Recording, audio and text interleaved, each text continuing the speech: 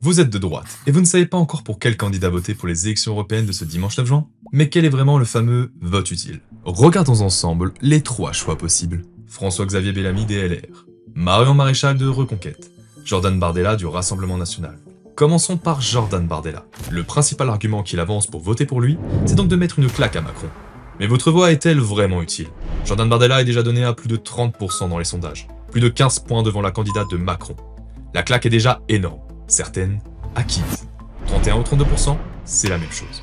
Mais au-delà, est-ce que cette claque est vraiment utile? En 2014, le RN était déjà arrivé premier, et cela n'avait rien changé. En 2019, le RN était déjà arrivé premier aussi, et cela n'avait rien changé non plus. Emmanuel Macron a déjà annoncé qu'il ne tiendrait pas compte du résultat. Il n'y aura pas de dissolution, et le lendemain, les macronistes reprendront leur petite vie, y compris au Parlement européen. Alors, quel intérêt? Se faire plaisir une soirée? C'est sans doute sympathique. Mais est-ce vraiment utile? Non, car le groupe du RN au Parlement européen est isolé, marginalisé et sans aucune influence. Concrètement, cela veut dire que pendant 5 ans, les députés RN ne pourront influer sur aucune décision. D'ailleurs, le RN n'a jamais réussi à déplacer une virgule d'une loi européenne. En donnant votre voix à Jordan Bardella, vous ferez donc plaisir une soirée. Mais concrètement, votre vote ne servira à rien sur le plan européen pour les 5 années qui suivent. Inutile. Et voter François-Xavier Bellamy au Parlement européen, son parti est en coalition avec les macronistes et les socialistes. Ils votent 80% des textes ensemble. Et en plus, c'est son parti qui gouverne l'Europe depuis 40 ans. Savez-vous qu'Ursula von der Leyen est membre du même parti européen que LR et Bellamy? C'est même la candidate officielle de ce parti pour retourner à la présidence de la Commission. Voter LR, c'est donc voter von der Leyen.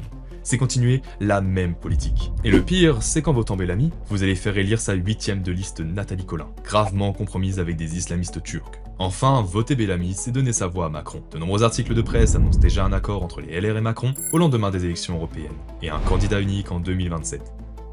Vous voulez voter pour ça? Inutile. Et Marion Maréchal? Son parti Reconquête est membre du groupe des conservateurs, ECR, un groupe influent avec 17 alliés européens, dont 4 qui gouvernent déjà dans leur pays, dont bien sûr Mélanie en Italie. Et en plus, le Hongrois Viktor Orban a annoncé que ses élus allaient venir renforcer encore ECR. C'est ce groupe central qui peut faire basculer le Parlement européen à droite et renverser von der Leyen. De plus, Marion Maréchal est la seule candidate à reconnaître que l'islam est incompatible avec nos valeurs, à parler du grand remplacement et à proposer un vrai programme économique de droite. Baisse des impôts, lutte contre l'assistanat.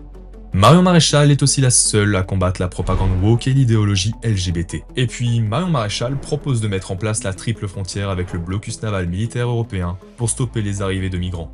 Tout au long de cette campagne, elle a démontré son courage. Marion Maréchal, c'est la droite qui ne baisse pas les yeux. Enfin, avant de faire votre choix, n'oubliez pas que ces élections sont à la proportionnelle, sur un seul tour.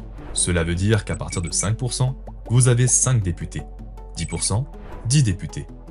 Alors, qui voulez-vous faire élire? Ou votre voix est-elle la plus utile? Vaut-il mieux un 33e député européen RN inconnu, et pas forcément compétent, ou Marion Maréchal pour vous défendre pendant 5 ans au Parlement européen? Qui vous défendra le mieux?